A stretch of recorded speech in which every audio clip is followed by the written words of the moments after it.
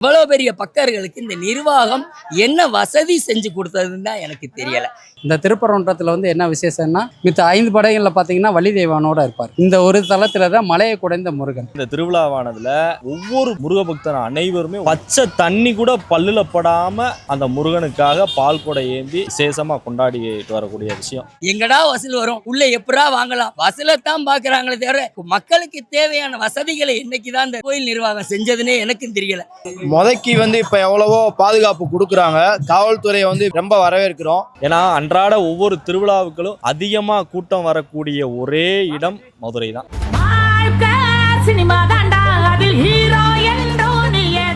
இது வைகாசி விசா அடுத்தபடியா நடக்கக்கூடியது. தை திருவிழா வந்து தெப்ப திருவிழா, இது முக்கியமான திருவிழாவில் இது வைகாசி விசாகன்றது எப்படி பழனிக்கு பங்குனி உத்திரத்துக்கு சொல்றாங்களோ அதை காட்டிலும் பல்லாயிரக்கணக்கான மக்கள்கள் வந்து நம்ம திருப்பரங்குன்ற முருகனை தரிசிக்கிறதுக்கு பல இடத்துல இருந்து வர்றாங்க. வந்து அவங்கவுங்க மண்டபம் முடிச்சு அன்னதானம் போட்டு நல்ல விசாகத்தை பால் அபிஷேகம் பண்ணினால் அவங்களுடைய குறைபாடு தீரும்னு நேர்த்தி கடனாக இந்த விசாகத்தை அறுபடை வீடுகள் முருகனை தரிசித்துட்டு போறாங்க. இவ்வளவு பெரிய பக்தர்களுக்கு இந்த நிர்வாகம் என்ன வசதி செஞ்சு கொடுத்தது தான் எனக்கு தெரியல. மக்கள் வந்து அந்த 100 ரூபா வசூல் வாங்கினா போதும் தானே, எங்கடா வசூல் வரும், உள்ள எப்படா வாங்கலாம், வசூலைத்தான் பாக்குறாங்களே தவிர மக்களுக்கு தேவையான வசதிகளை என்னைக்குதான் இந்த கோயில் நிர்வாகம் செஞ்சதுன்னே எனக்கும் தெரியல. கிட்டத்தட்ட லட்சம் பேர் வந்து வந்திருப்பாங்க. காலைல குளிச்சுட்டு பால் எடுத்துட்டு அபிஷேகம் பண்ணு போனா அதுக்கு நவீனமா செஞ்சு கொடுக்கணுமா இல்லையா?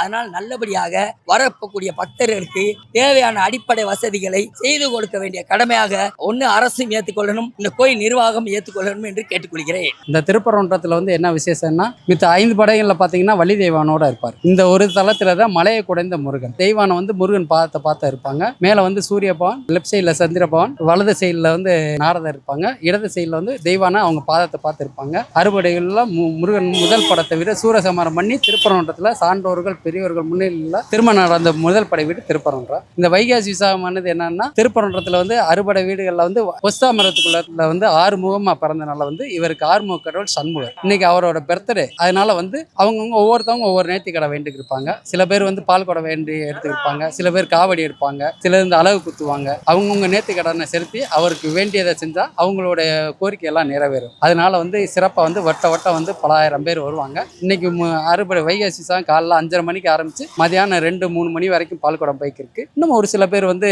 இந்த நைட் இருக்கிறவங்களும் இருப்பாங்க. இது போக நாளைக்கு வந்து மொட்டையர் திருவிழா இருக்கு. அங்க வந்து தங்க குதிரையில பரப்பிட்டு காலையில 8:30 மணிக்கு பரப்பிட்டு வீதி சுற்றி நைட்டு வந்து 11 மணி 12 மணிக்கு ரிட்டர்ன் வந்து இந்த திருவிழா வந்து வைகாசி விசாகம் 10 நாள் வந்து நிறைவு பெறும். எல்லோரும் வருங்க, அனைவரும் முருகன் இறையர் பெறுக. மதுரையிலே முதற்படை வீடு வந்து திருப்பரங்குன்றம் முருகப்பெருமான். அதே போல நம்ம பழமுதிர் சொல்ல ஆளர் கோயில் ஒன்று இருக்குது. முருகன் என்றாலே ஒரு விசேஷமான ஒரு கோயில்னாலே, அதாவது பக்தர்கள் அதிகமாக கும்பிடக்கூடிய ஒரு கடவுள் எதுன்னு கேட்டிங்கன்னா முருகப்பெருமான் தான்.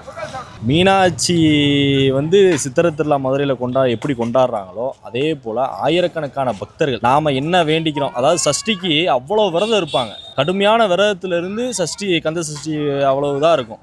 அதே போல தான் இன்னைக்கு நடக்கக்கூடிய இந்த திருவிழாவானதுல ஒவ்வொரு முருக பக்தர் அனைவருமே பச்சை தண்ணி கூட பல்லுல படாம அந்த முருகனுக்காக பால் கொடை ஏந்தி விசேஷமா கொண்டாடிட்டு வரக்கூடிய விஷயம். ஆயிரக்கணக்கான லட்சக்கணக்கான இன்னைக்கு 1 லட்சம் பேர் இன்னைக்கு பால் குடம் எடுத்திருப்பாங்க. எங்களுக்கு தெரிஞ்சு திருப்பரங்குன்றத்தில் 1 லட்சத்துக்கு மேல பால் குடம் எடுத்திருப்பாங்க. அவ்வளவு விரதம் இருந்து, கடுமையாக விரதம் இருந்து பால் குடம் எடுத்துகிட்டு வர்றாங்க. காவடியாக இருக்கட்டும், பால் குடமாக இருக்கட்டும், எல்லா விஷயத்துலையும் இன்னைக்கு எடுத்துகிட்டு வந்து இன்னைக்கு முருகனை வந்து குளிர வச்சுருக்காங்க காவல்துறை. ஏன்னா நம்ம அவங்களையும் குறை சொல்ல முடியாது. காவல்துறையாக இருக்கட்டும், பப்ளிக் சர்வெண்ட், அதாவது தன்னலமற்ற சேவை செய்யக்கூடிய நபர்கள்லாம் இன்னைக்கு அவங்களா வந்து உதவிக்கரம் செஞ்சுருக்கிறாங்க. நிறைய இடத்துல அன்னதானம் போட்டிருக்கிறாங்க. ஒவ்வொரு இடத்துலையுமே பக்தர்களுக்கு தேவையான அடிப்படை வசதி எல்லாமே சிறப்பாக செஞ்சு கொடுத்துருக்குறாங்க. இன்னும் கொஞ்சம் பக்தர்களுக்கு தேவையான அடிப்படை வசதிகளை இந்த திருப்பரங்குன்ற ஸ்தலத்தில் செஞ்சு கொடுக்கணும்னு கேட்குறோம். ஏன்னா அன்றாட ஒவ்வொரு திருவிழாவுக்களும் அதிகமாக கூட்டம் வரக்கூடிய ஒரே இடம் மதுரை தான். சித்திரை திருவிழாவாக இருக்கட்டும், திருப்பரங்குன்றம் திருவிழாவாக இருக்கட்டும், அலர் கோயில் திருவிழாவாக இருக்கட்டும், எல்லா இடத்துலையுமே கூட்டம் வரக்கூடிய இடம் மதுரை ஸ்தலம். இந்த ஸ்தலத்தில் அதிகமாக கூட்டம் வருவாங்க. ஆனால் போதுமான அடிப்படை வசதிகள் மக்களுக்கு செஞ்சு கொடுக்கணும்னு நம்ம கேட்குறோம். மக்களுக்கு தேவையான அன்றாட என்ன தேவையோ, பக்தர்களுக்கு சாமி கும்பிட போகிறோம், இந்த தரை இன்னைக்கெல்லாம் கடுமையான வெயிலாக இருக்கட்டும், அந்த விரிப்பு பலகை இதெல்லாம் போட்டு கொடுத்துருந்தாங்கன்னா, அதாவது பொதுவாக கோயில் தலங்களில் மக்களுக்கு வந்து சிரமம் இல்லாமல் இலவச தரிசனமாக சாமி தரிசனம் பார்க்க வர்றாங்க. விஐபிக்காரங்க விஐபியில் பார்த்துட்டு போயிடுவாங்க. ஆனால் இங்கே இருக்கக்கூடிய சிறப்பு தரிசனத்தில் ஒரு சில பேர் பக்தர்கள் வெளிநாட்டிலேருந்து வராங்க, வெளியூர்லேருந்து வராங்க, முருகனை பார்க்குறதுக்கு அவ்வளோ ஆவலோடு பல்லாயிரக்கணக்கான கிலோமீட்டர்லேருந்து வர்றாங்க. ஆனால் அவங்களுக்கு தேவையான அடிப்படை வசதிகள் வந்து அரசாங்கம் செஞ்சு கொடுத்துட்டாங்கன்னா கோயில் ஸ்தலத்தில் கண்டிப்பாக செஞ்சு கொடுக்கணும். அதனால் இதையும் செஞ்சு கொடுத்தா நல்லா இருக்கும்னு கேட்டுக்கிறோம். படையில் முதன் முருகன் இது வந்து திருப்பரங்குன்றம். இங்கே என்ன வசதி இல்லை பக்தர்களுக்குன்னு கேட்டிங்கன்னா, இங்கே கோயில் நிலங்கள் அதிகமாக இருக்குது. இங்கே இந்த கோயில் நிலங்கள் அதிகமாக இருக்கும் பட்சத்தில் இந்த தியாகராஜா கல்லூரி வந்து நிறையா வந்து அவங்க ஆக்கிரமிப்பு பண்ணி அரசியல்வாதிகள் கையில் வச்சு அவர் கோயில் இடங்கள் நிறையா கையில் வச்சிருக்காரு. கோயில் பார்க்கிங்கு கிடையாது. வெளியூர்லேருந்து வர்ற மக்களுக்கு கோயில் பார்க்கிங்கு இங்கே கிடையாது.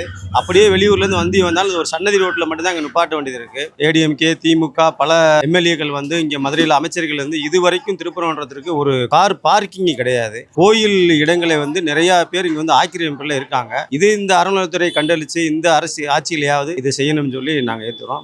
கழிப்பறை வசதி இந்த வர பக்தர்களுக்கு இங்கே கிடையாது. தங்கும் வசதி இங்கே கிடையாது. இங்கே ஒரே நோக்கம் வந்து இந்த அரசியல்வாதிகள் என்ன பண்றாங்கன்னா, உண்டியல் வாங்குறது மட்டும்தான் ஒரே நோக்கமா இருக்காங்களுடைய மக்களுக்கான இங்க எந்த ஒரு வழிபாட்டு தலைமுறை திருப்தியா செய்யறதுக்கான ஒரு ஆட்சியோட இங்க இல்லாதனால முதல் படை வீட்டில் வந்து இதான் ஃபஸ்ட்டு. இங்கே திருப்பரங்குன்றத்தில் வந்து வைகாசி விசாவை வந்து ரொம்ப பிரம்மாண்டமாக நடந்துக்கிட்டு இருக்கு. வருஷம் நடந்துக்கிட்டு இருக்கிறதுல வந்து இது வந்து இது பண்ணுறது வந்து பால்குடம் தூக்கிட்டு வந்து முருகனோட பிறந்த நாளுக்கு ஆறுமுக கடவுளுக்கு வந்து பாலாபிஷேகம் பண்ணி வருஷம் கொண்டாடிட்டு வராங்க. அதில் இன்னைக்கு நைட்டு வந்து பார்த்தோம்னா மயில் வாகனத்தில் வந்து முருகன் புறப்பாடாகி வீதி உலா வருவாங்க, பக்தர்களுக்கு அருள்பாலிப்பாப்புல. அதுக்கு அடுத்து பார்த்தோம்னா நாளைக்கு வந்து காலையில் 8 மணிக்கு குதிரையில் முருகன் வந்து கிளம்பி மொட்டையரசுன்னு சொல்லி இருக்கிற ஏரியாவில் போய் குதிரை வாகனத்தில் வந்து ஒரு 32 மண்டபம் இருக்குது. அதில் வந்து எல்லா பேருக்கும் காட்சி அளித்து இந்த வைகாசி விசா வந்து இது நடைபெறுது. வருஷம் இந்த இது நடைபெறுது. இதில் வந்து நாங்கள் சாமி சமந்து இந்த பணியை வந்து நாங்கள் பரம்பரையாக பண்ணிட்டு வந்துக்கிட்டு இருக்கோம். முதக்கி வந்து இப்போ எவ்வளவோ பாதுகாப்பு கொடுக்குறாங்க. காவல்துறையை வந்து ரொம்ப வரவேற்கிறோம். வந்து சட நேராக போவாங்க, பால்குடம் போகும். இப்போ வந்து இந்த 2 பக்கெட்டாக பிரித்து பால்குடம் தனியாகவும் அது போக சாமி பார்க்கறதுக்கு தனியாகவும் பிரித்து விட்டு அனுப்புகிறாங்க. அதனால கொஞ்சம் பரவாயில்ல. ஆனால் இன்னும் கொஞ்சம் மேன்மைப்படுத்தினா கொஞ்சம் நல்லா இருக்கும். கொஞ்சம் அவங்களுக்கு தண்ணி வசதி, அது போக மருத்துவம் ஃபுல்லாக கோயிலில் இருக்குது. அது போக வந்து வெளியேயும் கொஞ்சம் மருத்துவ வசதிலாம் கொஞ்சம் பார்த்தாங்கன்னா கொஞ்சம் பெஸ்ட்டாக இருக்கும்.